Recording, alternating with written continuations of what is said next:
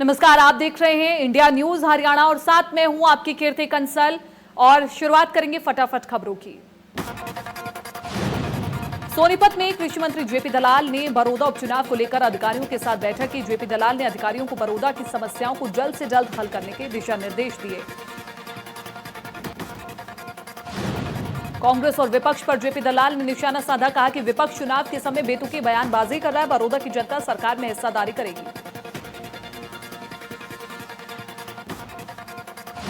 पलवल में केंद्रीय राज्य मंत्री कृष्णपाल गुर्जर ने गांव सिहौल में करीब 1.5 करोड़ रुपए की लागत के विकास कार्यों को शुभारंभ किया। कहा कि केंद्र सरकार देश में चहुमुखी विकास कार्य करवा रही है। प्रदेश सरकार विकास कार्यों को गति दे रही है। शराब घोटाले पर विज और दुष्यंत के बीच तल्खी के सवाल पर गुर्जर ने कहा कि मनोहर सरकार में भ्रष्टाचार के लिए कोई जगह नहीं है। हर भ्रष्टाचारी के खिलाफ कार्रवाई की जाएगी। कांग्रेस विधायक नीरज शर्मा ने कहा कि जब 370 जैसे मसले हल हो सकते हैं तो 1983 पीटीआई के मामले को हल करना मुश्किल नहीं है। मामले में सरकार गंभीरता दिखाए, सैकड़ों लोगों के रोजगार का सवाल है। बरोदा उपचुनाव पर बोलते हुए नीरज शर्मा ने कहा कि लोगों की भावनाओं के खिलाफ बीजेपी जेजेपी ने गठबंधन किया है। कई मुद्दों पर जेजेपी अलग बयान दे रही है और बीजेपी अलग। सिर्फ आम जनता दुख झेल रही है।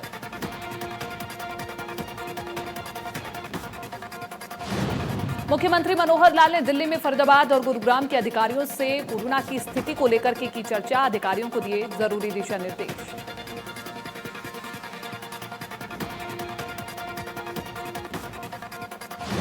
दिल्ली में हरियाणा भवन में मुख्यमंत्री मनोहर लाल ने यूपीएससी में टॉप करने वाले प्रदीप मलिक से की मुलाकात। इस दौरान सीएम ने प्रदीप मलिक को दी बधाई। इस दौरान सीएम ने कहा कि प्रदीप मलिक ने सोनीपत ही नहीं पूरे प्रदेश का नाम रोशन किया है। साथ ही कहा कि अब देश ऐसा वातावरण बना रहा है जिससे युवाओं को मौका मिल रहा है। इसके अलावा सीएम ने कहा कि युवा शॉर्टकट की बजाय योग्यता से आगे बढ़ेंगे तो देश आगे बढ़ेगा। साथ ही कहा कि टैलेंट सिर्फ शहरों में नहीं, गांव में भी है। इस दौरान प्रदीप मलिक ने कहा कि उनसे पहला सवाल हरियाणा की प्रशासनिक स्थिति के बारे में पूछा गया। प्रदीप मलिक ने कहा कि हरियाणा एडमिनिस्ट्रेशन में सबसे अव्वल है। इनेलो नेता अभय चौटाला की शराब तस्करी को लेकर के उठाए गए सवालों का गृह मंत्री अनिल विज ने जवाब दिया। कहा कि इन्हीं बातों को जानने के लिए और गहराई तक जाने के लिए विजिलेंस जांच करवाई जा रही है। गंदगी भारत छोड़ो अभियान को लेकर के विज ने कहा कि पहले भी प्रधानमंत्री ने स्वच्छता अभियान चलाने का संदेश दिया था। अब गंदगी भारत छोड़ो अभियान चलाने की बात कही है। ये अभियान आंदोलन बनेगा और सभी इसमें सहयोग करेंगे। केंद्र सरकार ने दुकानदार, सब्जी बेचने वाले और रेहड़ी फड़ी वालों के कोरोना टेस्ट अनिवार्य करने की बात कही है। स्वास्थ्य मंत्री ने कहा कि हरियाणा में टेस्ट करवाए गए हैं और आगे भी टेस्ट जारी रहेंगे। केंद्र के निर्देशों को लागू किया जाएगा।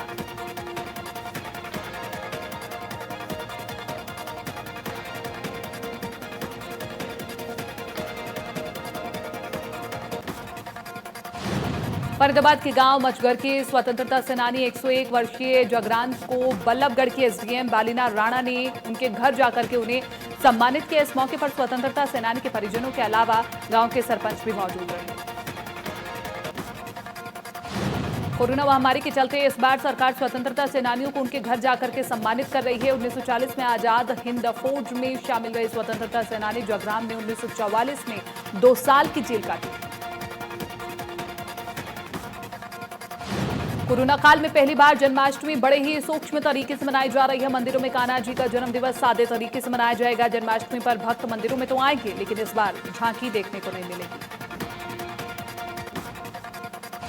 मंदिर के सेवादार ने बताया कि जन्माष्टमी की रात को कीर्तन होगा और उसके बाद मक्खन का भोग लगा करके बांधा जाएगा। सभी अपने घरों में कान्हा जी की आरती करें और जन्माष्टमी का त्योहार मनाएं।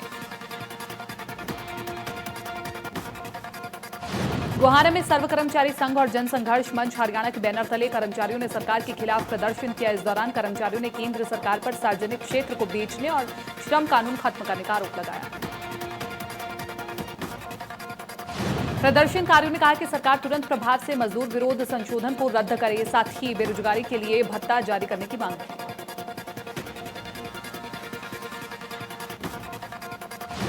फरीदाबाद में भी कई कर्मचारी संगठन और यूनियन की तरफ से सत्याग्रह आंदोलन का आयोजन किया गया, जिसमें C2 सर्व कर्मचारी संघ, आशा वर्कर यूनियन ने सेक्टर 12 में सचिवालय पर प्रदर्शन किया। सोनीपत में सड़कों पर उतरे कर्मचारी संगठन, सरकार को दी भारत बंद की चेतावनी। कर्मचारियों का कहना है कि सरकार कच्चे कर्मचारियों को पक्का करे और पीटीआई को बहाल करे। नारनौंद में कर्मचारी संगठनों का सत्याग्रह आंदोलन, एसडीएम कार्यालय के बाहर कर्मचारियों ने किया प्रदर्शन।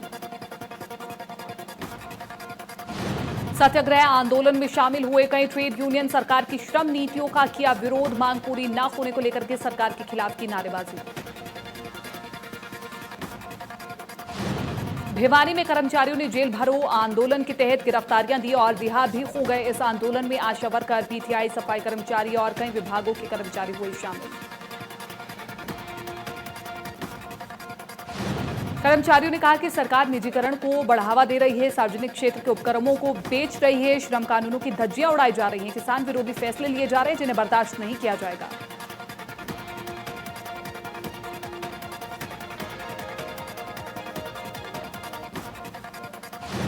यमुनानगर में उत्तर रेलवे मजदूर यूनियन के सदस्य जगाधरी वर्कशॉप कारखाना में कर्मचारी विरोधी नीतियों को लेकर विरोध प्रदर्शन के लिए इकट्ठा हुए, जिसमें उन्होंने भारत सरकार के कर्मचारी विरोधी नीतियों का विरोध किया और नारेबाजी की।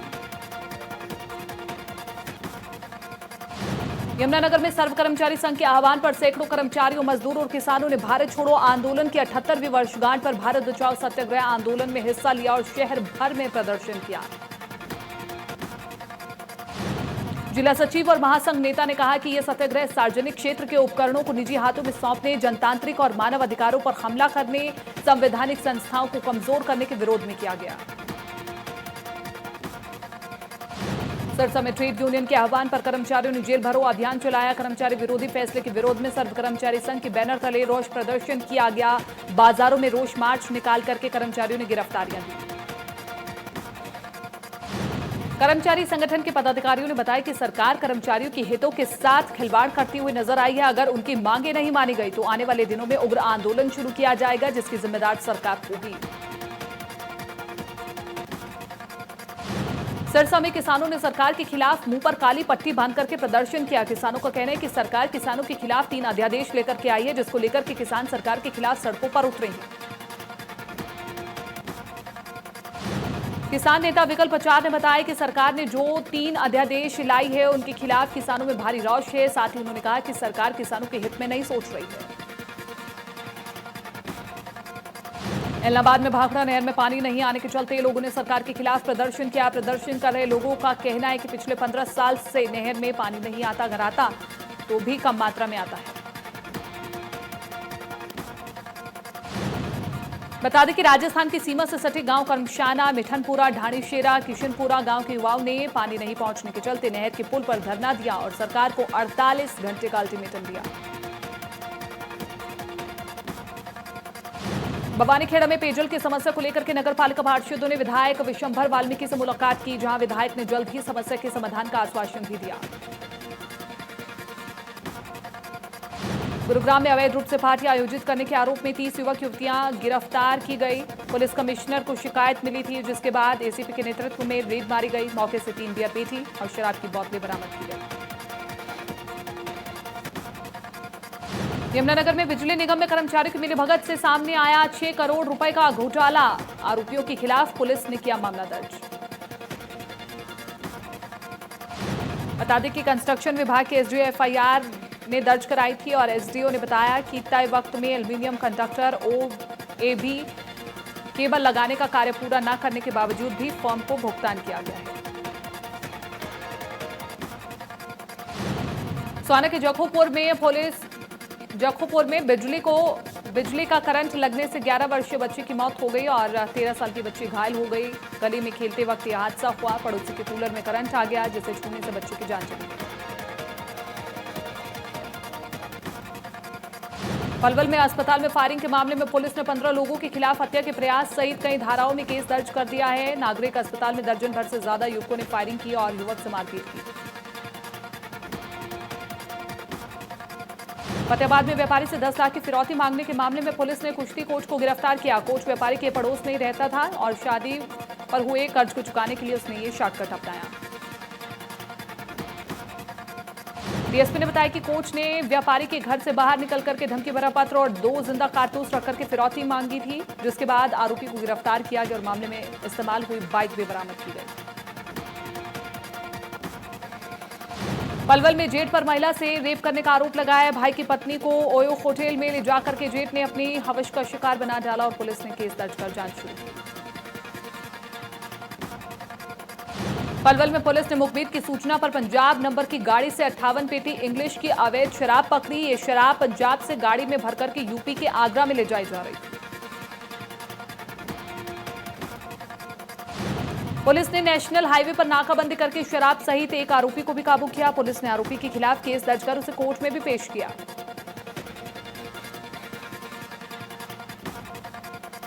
महम में नेशनल हाईवे 9 पर एक शव मिलने से सनसनी फैल गई। जानकारी के मुताबिक बाईपास पर युवक का शव मिला, जिसकी पहचान हिसार के सातरोड़ गांव संजय सिंह के रूप में हुई। वहीं शव मिलने की सूचना मिलने के बाद पुलिस मौके पर पहुंची, जहां पुलिस ने शव को पोस्टमार्टम के लिए भेजा। पुलिस का कहना है कि शव पर चोट के निशान थे, इसलिए हत्या किए जाने का भी शक है।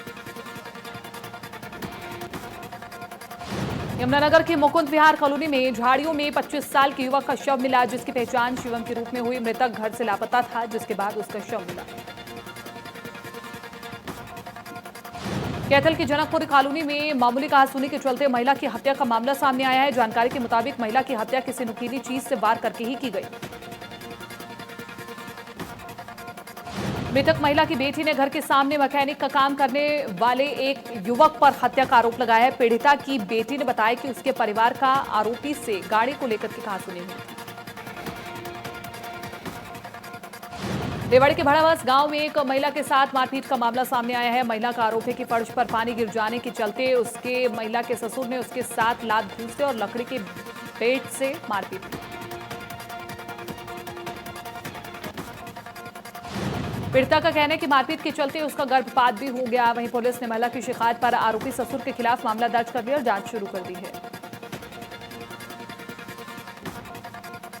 करनाल के मुगल कनाल इलाके में कार का शीशा तोड़ करके 40,000 रुपए चोरी की वारदात सामने आई है। चोर रुपयों के साथ साथ कार में रखी 2 महंगी घड़ियां भी चुरा करके ले गए।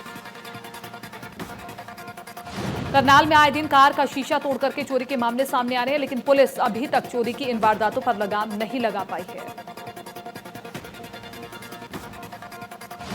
सिरसा में सीएनजी उपलब्ध करवाने के लिए तैयारियां की गई शुरू। जिले में इंडियन ऑयल से जुड़े 5 पेट्रोल पंप पर मिलेगी सीएनजी। गुजरात की कंपनी उपलब्ध करवाएगी जिले में सीएनजी। बता दें कि सिरसा में 2 और एलनाबाद, परिहारी और चौटाला में एक सीएनजी स्टेशन खोले जाएंगे, जिससे वाहन चालकों को काफी सहूलियत मिलेगी और फ्यूल खर्च भी कम होगा।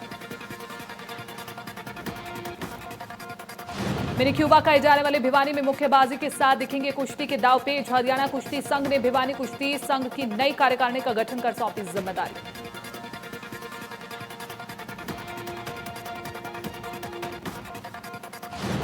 प्रधानमंत्री नरेंद्र मोदी ने वीडियो कॉन्फ्रेंसिंग के माध्यम से अंडमान और निकोबार के बीच कार्यकर्ताओं के साथ संवाद किया। कहा कि देश के आजादी के आंदोलन को धार देने वाली तपस्वियों से जो धरती जुड़ी हुई है, ऐसी पुण्य स्थली को वंदन करता हूं। पीएम मोदी ने कहा कि सेवा और समर्पण के संस्कारों को हमें समृद्ध करना है, आगे बढ़ना है। बीमारी हो या व्यापार, कारोबार, हर समस्या से निपटने के लिए हमें जुटे हुए हैं। हमारे सभी वैज्ञानिक इस काम में लगे हुए हैं। पीएम ने कहा कि इस क्षेत्र के युवाओं के लिए हायर एजुकेशनल इंस्टीट्यूशन बनाए गए हैं। आइलैंड का जीवन आसान बनाने के लिए, वहां खुशहाली लाने के लिए जो भी जरूरी काम है वो तेजी से पूरा किया जा रहा है। प्रधानमंत्री नरेंद्र मोदी ने दी किसानों को बड़ी सौगात। एग्रीकल्चर इंफ्रास्ट्रक्चर फाइनेंस फैसिलिटी का किया उद्घाटन। साथ ही किसानों के लिए किसान सम्मान योजना की 6ठी किश्त भी की जा रही है। प्रधानमंत्री किसान सम्मान योजना का लाभ देश के 8,50,000 किसानों को मिल रहा है, जिसकी 5 किस्त सरकार पहले ही जारी कर चुकी है। इस दौरान प्रधानमंत्री ने कृषि से जुड़ी सुविधाओं के लिए 1 लाख करोड़ रुपए का विशेष फंड जारी किया। रक्षा मंत्री राजनाथ सिंह ने ट्वीट कर कहा कि देश आत्मनिर्भर भारत बनने के लिए पूरी तरह से तैयार है। लिखा, सेना के लिए विदेशों से आयात किए जाने वाले 101 उपकरणों की आयात पर लगाया गया है प्रतिबंध। ट्वीट कर रक्षा मंत्री ने बताया कि रक्षा मंत्रालय ने 101 उपकरणों की लिस्ट तैयार की है जो विदेशों से आयात किए जाते थे। अब इन सभी उपकरणों के स्वदेशीकरण के लिए हम तैयार हैं। जम्मू कश्मीर के कुलगाम में सेना और आतंकियों के बीच मुठभेड़। सेना को मिली थी कई से 2 से 3 आतंकियों के छिपे होने की सूचना। सुरक्षा बलों ने पूरे इलाके को घेरा। जम्मू के पुंछ में पाकिस्तान ने फिर किया सीजफायर का उल्लंघन। पाकिस्तान की तरफ से की गई गोलीबारी। भारतीय सेना ने पाकिस्तानी सेना का दिया मुंहतोड़ जवाब। केरल में बाढ़ से आम जनजीवन पूरी तरह से अस्त व्यस्त। नदियों का पानी घरों में भरा। प्रशासन की टीम ने लोगों का किया रेस्क्यू। केरल में भारी बारिश का अनुमान। मौसम विभाग ने जारी की चेतावनी। कई जिलों के लिए रेड अलर्ट जारी। शुक्रवार को हुई रिया चक्रवर्ती से पूछताछ के बाद अब मामले में सस्पेंस और भी गहरा गया है, जिसके चलते अब प्रवर्तन निदेशालय फिर से सोमवार को रिया से पूछताछ करेगा। सुशांत सिंह आत्महत्या मामले में एक्ट्रेस रिया चक्रवर्ती के भाई शोविक से की 18 घंटे तक पूछताछ। कई मामलों में मिली अहम जानकारी। आंध्र प्रदेश के विजयवाड़ा में बने कोविड केयर सेंटर में लगी भीषण आग। कोविड सेंटर में आग लगने से 9 लोगों की हुई मौत। होटल में बनाया गया था कोविड केयर सेंटर। बता दें कि इस कोविड केयर सेंटर में 40 लोग मौजूद थे। आग लगने की खबर मिलने के बाद फायर ब्रिगेड की टीम मौके पर पहुंची और आग पर काबू पाया।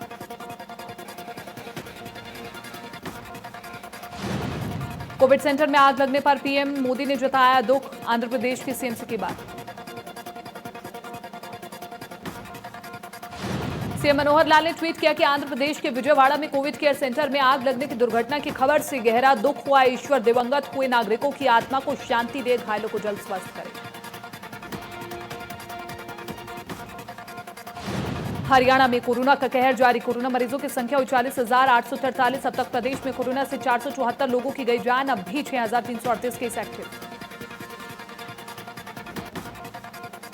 करनाल में कोरोना के 41 नए मामले आए सामने, जबकि एक महिला की कल्पना चावला हॉस्पिटल में हुई मौत, जो यूपी के सहारनपुर की रहने वाली बताई जा रही है। कुछ मामले ट्रैवल हिस्ट्री से जुड़े हुए हैं और कुछ मामले कोरोना पॉजिटिव के संपर्क में आने से बढ़ रहे हैं। करनाल में कोरोना के अब तक 1,299 केस मिल चुके हैं। सोनीपत में 24 घंटे में सामने आए कोरोना के 29 नए केस। अब तक 24 मरीजों की कोरोना से हुई मौत। जिले में मरीजों की संख्या हुई 3,228। सिरसा में कोरोना वायरस का कहर जारी। 2 पुलिसकर्मियों समेत 21 लोगों की रिपोर्ट पॉजिटिव। जिले में कोरोना मरीजों की संख्या हुई 574।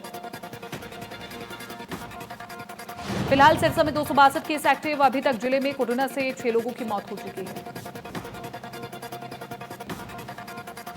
सिरसा के एलनाबाद में हुआ कोरोना विस्फोट। एक दिन में सामने आए कोरोना के 15 नए केस। लगातार सामने आ रहे हैं कोरोना के मरीजों के चलते प्रशासन इलाके की पूरी तरह से घेराबंदी कर दी है।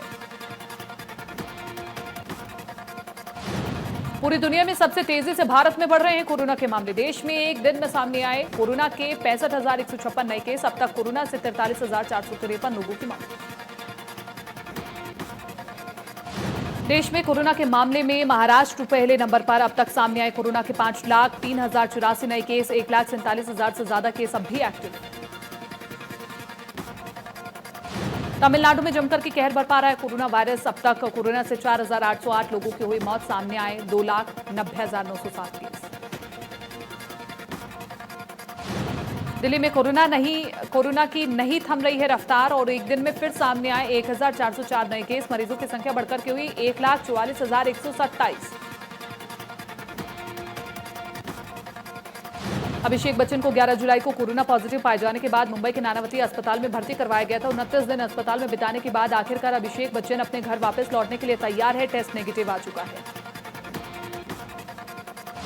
बिग बॉस के 14वें सीजन का प्रोमो रिलीज हो गया है। प्रोमो में सलमान खान एक बार फिर से अपनी उसी धांसू अंदाज में नजर आ रहे हैं। एक्टर संजय दत्त को मुंबई के लीलावती अस्पताल में शनिवार को भर्ती कराया गया। संजय को सांस लेने में दिक्कत आ रही थी। संजय दत्त की कोरोना रिपोर्ट नेगेटिव आई और वो पूरी तरह से ठीक है। दिया और बाती हम फेम दीपिका सिंह का एक वीडियो इन दिनों सोशल मीडिया पर काफी वायरल हो रहा है। इस वीडियो में दीपिका सिंह आयुष्मान खुराना के गाने पर ओडिया डांस करती हुई नजर आ रही है। उर्वशी रौतेला का वीडियो इन दिनों सोशल मीडिया पर काफी तेजी से वायरल हो रहा है और इस वीडियो में उर्वशी इवनिंग वॉक करती हुई नजर आ रही है। संदीपा धर का एक डांस वीडियो सोशल मीडिया पर खूब सुर्खियां बटोर रहा है। संदीपा इस वीडियो में कोरियोग्राफर मालविन के साथ डांस करती हुई नजर आ रही है। एक्टर राणा दगुबाती और मेहका बजाज ने शनिवार को हैदराबाद के राम नायडू स्टूडियो में शादी कर ली है।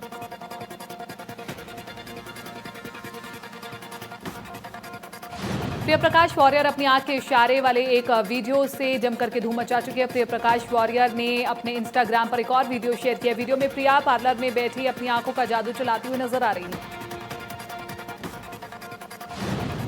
एक्टर बॉबी देओल की अपकमिंग फिल्म क्लास ऑफ 83 का ट्रेलर शुक्रवार को रिलीज कर दिया गया है। फिल्म का ट्रेलर सलमान खान को भी बेहद पसंद आया और सलमान ने अपने दोस्त बॉबी देओल के नए प्रोजेक्ट के लिए उन्हें बेस्ट विशेस भी दी। Big boss 13 fame Paras Chhabra और महिरा शर्मा का नया म्यूजिक वीडियो कल रिलीज होने वाला है और इस गाने का नाम है रिंग।